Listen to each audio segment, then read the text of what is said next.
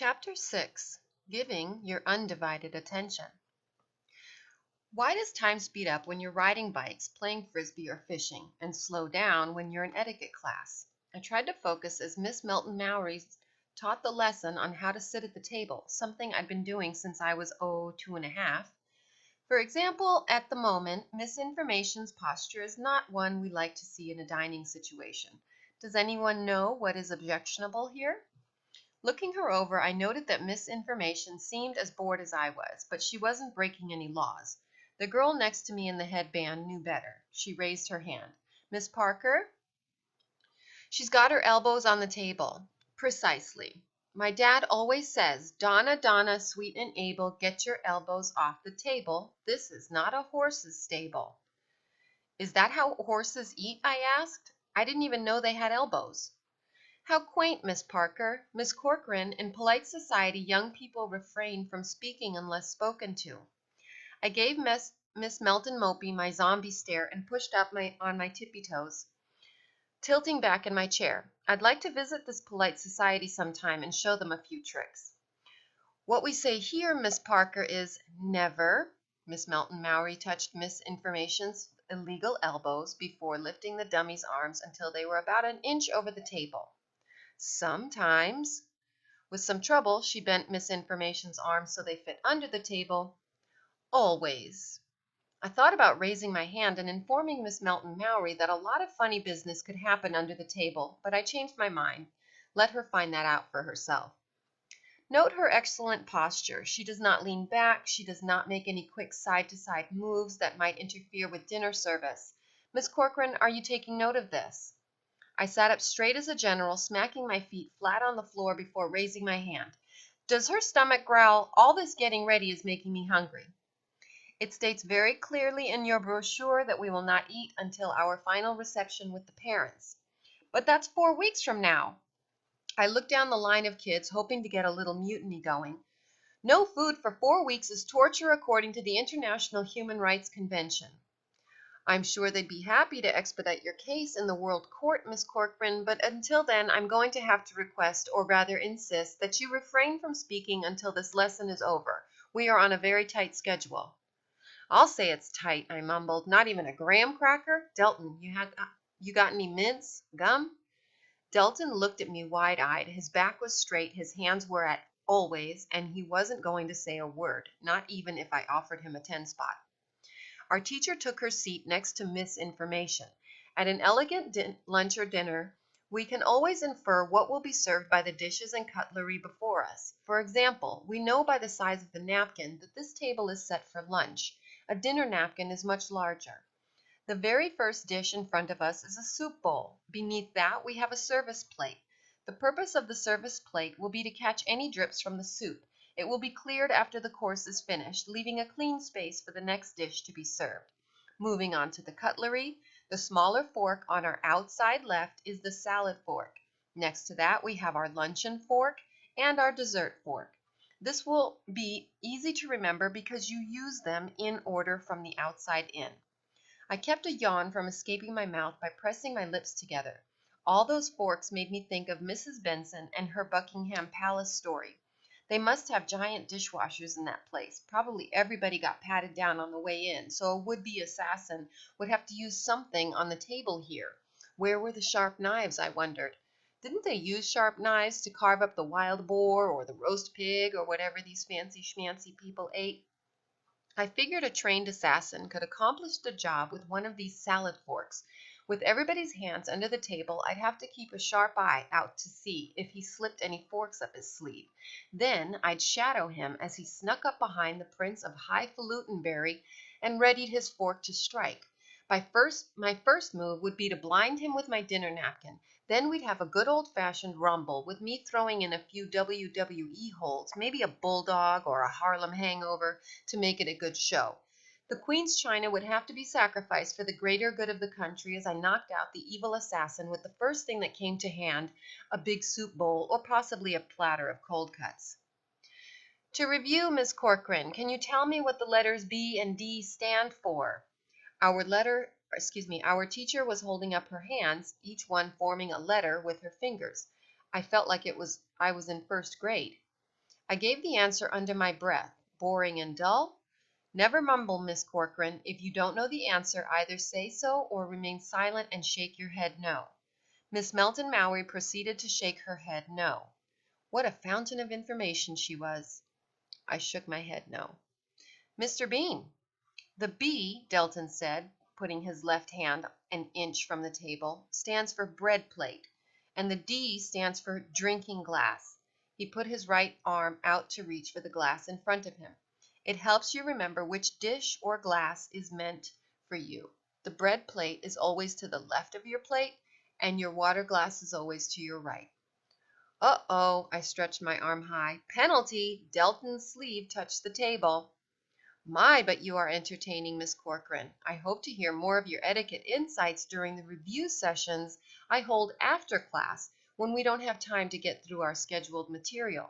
Have you noticed we don't have air conditioning? By noon it gets quite stuffy in here. I'm used to it, having spent many a summer in desert countries, but you might not enjoy it quite as much. No matter, as soon as your parents find out my private hourly rate, I'm sure they will see the advantage in helping you to remember the points of order regarding the question and answer format.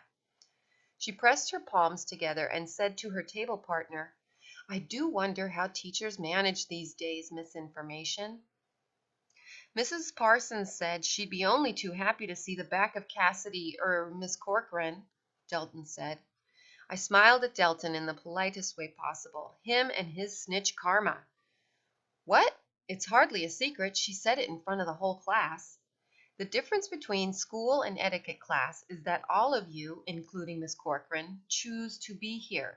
Your interest in improving yourselves during your summer break will pay off when you can navigate any formal lunch or dinner with ease.